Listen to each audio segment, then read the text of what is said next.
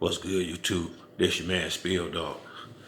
I've been seeing a lot of videos about people saying it might be an upset against Danny with Earl and like upset alert, and saying how Danny hit. I heard Keith saying that Danny hits harder than Sean does.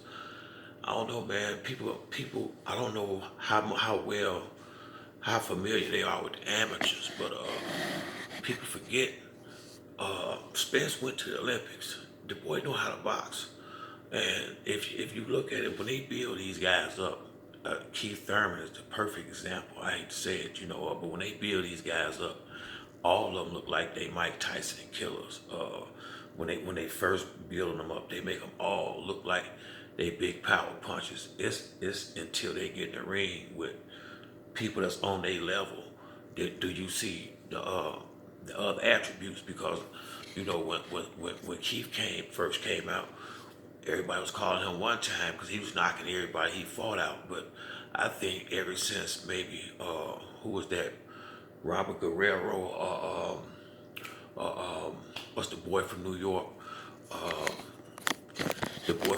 that he fought in Florida, I can't think of his name. I can't think of his name right now, but since those two fights, I say against Sean, Danny, Jose Cito Lopez, Manny Pacquiao, we ain't seen that real power. Matter of Jesus Chavez. Since the Jesus Chavez fight, we ain't really seen Keith ain't knocked nobody out in a long time. It's been years. I mean, it's been years now. What Keith is he fast. He got good movement and an excellent boxer.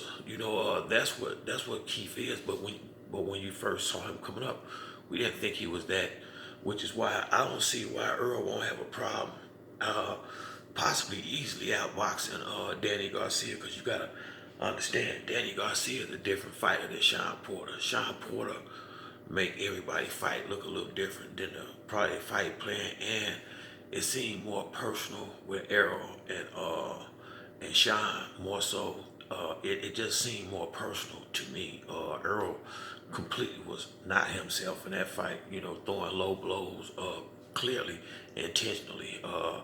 It just seemed like he came in there with a certain mindset of a certain type of fight he was gonna have with Sean Porter, and I don't think he gonna ever do that again. And like I said, I like Danny. Danny is good, but Keith outboxed him. Now I thought he won the fight against Sean. I did. I thought he won the fight against Sean, and Danny has looked a lot better as of lately. His last couple of fights in the welterweights, but I've seen Danny get outboxed by Lamont Peterson. I've seen him get boxed by Herrera. So I know Earl can box just as good, if not better, than both of them guys. So I don't see why he not. I don't think he gonna go out there. To be honest with you, don't get me wrong, it ain't no easy fights at this level. But if Earl is in shape and he go out there and fight the fight that his trainer tell him to fight, I think I don't see no reason why he should outbox his way into a knockout. Seriously, because Danny, in my opinion, like I say, and I like Danny, but he's always been a slow starter to me. And Earl, usually, he's pretty much a fast starter and a steady fighter. He gonna be the same dude usually all fight, which means, if he ain't doing like he did with Sean, he gonna be on that jab and throwing hard body shots from running around 12. And Danny is not the fastest dude in the world, and he throw a lot of wide shots. Danny gonna get caught a lot in this fight. Danny take a good punch, but he gonna take some good punches. And Errol, I don't know who he's training with now, but I know he sparred with the Charlo brother for probably a year or two. They close friends and got the same coach, so I don't see none of them dudes in the welterweight division hitting no harder than him. So I ain't worried about him taking Danny's power. Now I think Danny can hurt him, but I'm thinking Danny can get hurt too. And I'm thinking, like I say, I think this gonna be a lot easier fight to me for Errol than the fight with Sean, with the accident and all that behind him.